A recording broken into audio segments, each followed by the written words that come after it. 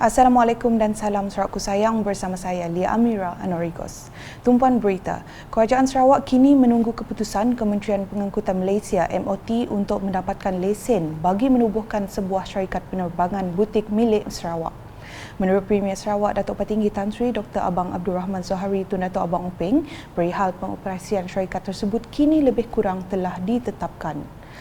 Kita telah buat kajian dan kajian nampaknya membolehkan. Hanya kita menunggu keputusan MOT, Ministry of Transport, untuk mendapatkan lesen. Beliau berkata demikian dalam sidang media selepas program Sarawakku Sayang 2022 di Esplanade Telaga Air Kuching pada Ahad. Datuk Patinggi Tan Sri Abang Zohari menambah syarikat penerbangan butik itu akan dikendalikan di bawah Hornbill Skyways. Kita akan mengembangkan syarikat Hornbill sebagai satu daripada commercial arm syarikat Hornbill. Okay. Terdahulu ketika berucap, Premier Sarawak menjelaskan penubuhan syarikat penerbangan itu mungkin akan mengambil masa lebih kurang 3 bulan lagi. InsyaAllah saya nak mikir juga nak mula syarikat penerbangan kita pun Sarawak. InsyaAllah doa aja kita dalam masa 3 bulan tu. Dan akan membawa pelancong ke situ. Menteri pula, Menteri Pelancongan. Sak Nancy nyambutnya. Saya cakap, saya buat. Berita seterusnya, seramai 80 pemilik tanah yang terlibat dalam projek menaik taraf Jalan Kampung Lubuk Samsu, Kampung Seteman, Kampung Sabang, Kampung Semanggal, Kampung Tanjung Tagalong, Kampung Sungai Bak, Kampung Jagung Simunjan dan skim pembesaran Kampung SPK Sungai Ladong Simunjan menerima cek pembayaran pampasan tanah pada Ahad. Majlis penyerahan cek pampasan menaik taraf jalan tersebut telah disempurnakan Timbalan Premier Sarawak, Datuk Amar Awang Tengah Ali Hassan bertempat di Dewan Datuk Patinggi Ali Gedong. Semasa berucap, beliau memberitahu Kerajaan Sarawak akan membayar pampasan kepada pemilik tanah sekiranya melaksanakan projek pembangunan di sesebuah kawasan. Tapi kita bukan ambil sembarangan. Kita buat penilaian yang betul dan kita bayar pampasan. Pada majlis itu, beliau turut menyempurnakan penyampaian 93 keping cek kepada penerima dengan jumlah pampasan sebanyak 2.7 juta ringgit.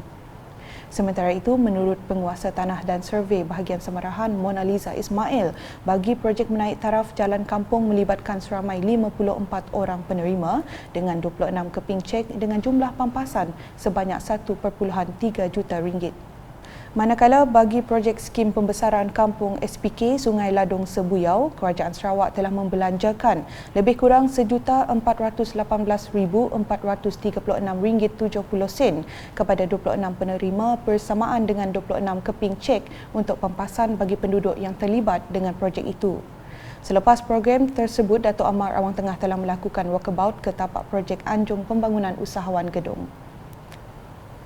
Dalam perkembangan lain, Kerajaan Sarawak telah mengkaji kaedah bagi mempercepatkan proses pengukuran tanah hak adat Bumiputra NCR supaya pemiliknya mempunyai dokumen pemilik tanah dan sempadan tanah yang jelas agar tanahnya tidak diceroboh.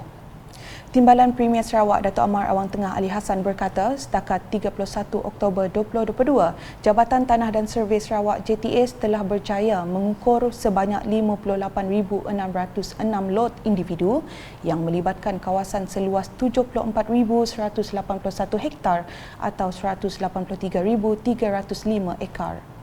Katanya sebanyak 24,405 lot telah dikeluarkan surat hak milik tanah di bawah Seksyen 18 Kanun Negeri yang berkeluasan 36,618 hektar atau 90,485 ekar.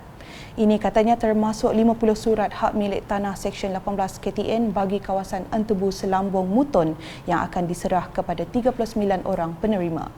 Beliau berkata demikian pada Majlis Penyerahan Surat Hak Milik Tanah Seksyen 18 Kanun Tanah Negeri KTN bagi kawasan N29 Beting Maru di Dewan Masyarakat Beladin Pusak pada Ahad. Sementara itu, beliau yang juga Menteri Sumber Asli dan Pembangunan Bandar 2 sekali lagi mengingatkan rakyat Sarawak agar memilih gabungan Parti Sarawak GPS pada 19 November ini demi kestabilan politik, keamanan dan masa depan anak Sarawak. Tegasnya kemenangan besar terhadap GPS akan membolehkan suara rakyat Sarawak bergema lantang di Parlimen. Berita di Sibu, satu jawatankuasa khas dicadang ditubuhkan bagi menghulurkan bantuan serta menyelesaikan isu-isu yang dihadapi pengundi IBAN dari kawasan luar bandar yang berada di bawah Parlimen Sibu. Timbalan Premier Sarawak Datuk Amar Douglas Ugah Embas memberitahu pada masa ini pengundi luar bandar di Parlimen Sibu sedang menghadapi pelbagai masalah namun mereka tidak mempunyai sesiapa untuk menghulurkan bantuan. Katanya beliau akan berjumpa dengan Premier Sarawak Datuk Petinggi Tan Sri Dr. Abang Abdul Rahman Zohari Tun Datuk Abang Openg untuk membincangkan cadangan ini.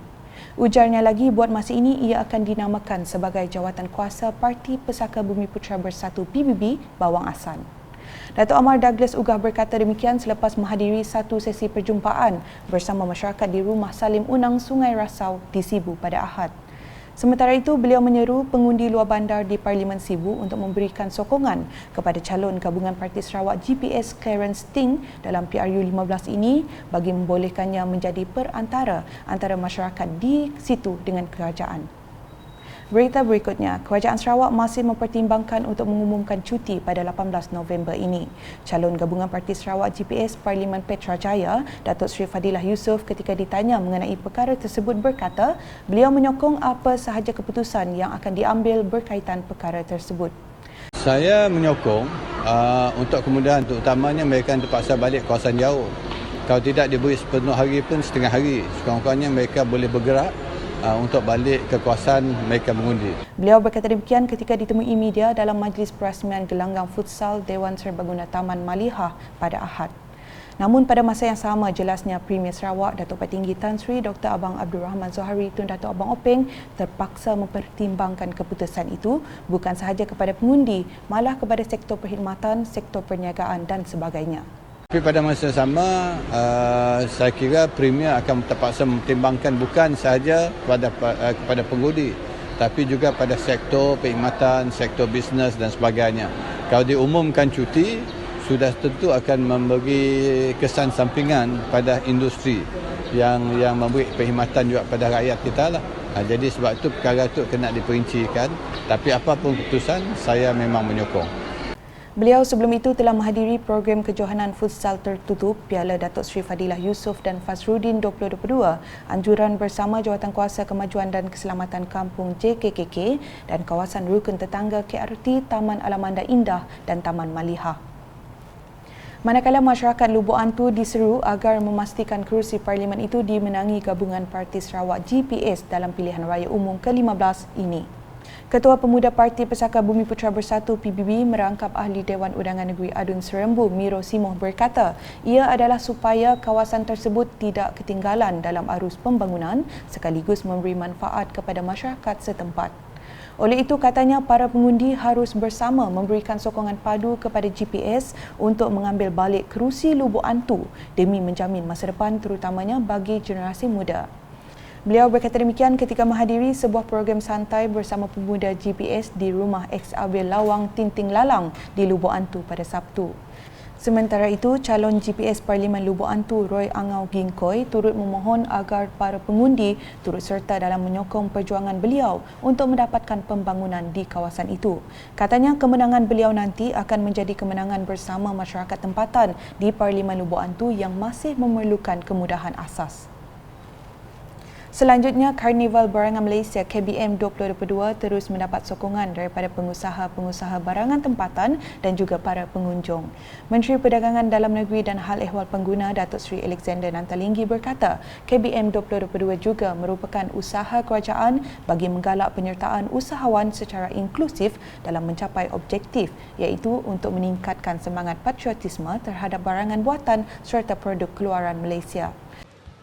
Dalam hal ini, Kementerian Perdagangan Dalam Negeri dan Hal Ehwal Pengguna sentiasa mengambil langkah proaktif untuk membantu pertumbuhan semula ekonomi domestik.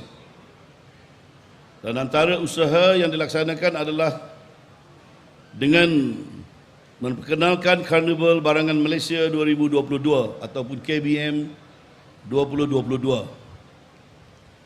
Usaha ini adalah bagi membantu peniaga tempatan di samping memperkasakan barangan Malaysia. Dan saya amat berbangga kerana Karnival hari ini sekali lagi menginjak tanah bumi Kenyalang yang dicintai ini. Beliau berkata demikian semasa berucap pada perasmian KBM 2022 edisi Borneo yang meliputi Sarawak, Sabah dan Labuan. Majlis tersebut telah disempurnakan Premier Sarawak Datuk Petinggi Tan Sri Dr. Abang Abdul Rahman Sohari Tun Datuk Abang Openg di Perkarangan Kuching Waterfront pada Sabtu. Menurut Datuk Seri Alexander lagi, penganjuran KBM 2022 telah bermula di Ipoh Perak pada 30 September hingga 2 Oktober lalu dan di Johor Bahru pada 14 hingga 16 Oktober lepas merupakan bukti komitmen berterusan kerajaan dalam memartabatkan barangan Malaysia supaya menjadi pilihan utama kepada rakyat di negara ini ketika berbelanja dan membeli belah. Berita diteruskan mengenai Setiausaha Kerajaan Sarawak Datuk Amar Muhammad Abu Bakar Marzuki bersama Majlis Kebajikan dan Sukan Anggota-Anggota Kerajaan Malaysia MAKSAK Daerah Daro telah mengadakan program MAKSAK Turun Padang di Medan Selera Daro pada Ahad. Ketibaan beliau disambut Ahli Dewan Undangan Negeri Adun Daro Safi'i Ahmad bersama calon gabungan Parti Sarawak GPS Parlimen Igan Ahmad Joni Zawawi, Ketua Masyarakat dan Ketua Kaum KMKK Daerah Daro serta 200 kaki tangan awam dan penduduk di sekitar Daro. Sejurus tiba, Datuk Amar Muhammad Abu Bakar mengambil kesempatan melawat gerai di Medan Selera Daro dan menyampaikan sijil serta risalah. Beliau bersama div-div kenamaan lain kemudiannya menyampaikan sumbangan berupa peralatan sekolah kepada 40 penerima yang terdiri daripada pelatih PDK Al-Safi'i Daro dan pelajar sekolah rendah di sekitar Daro.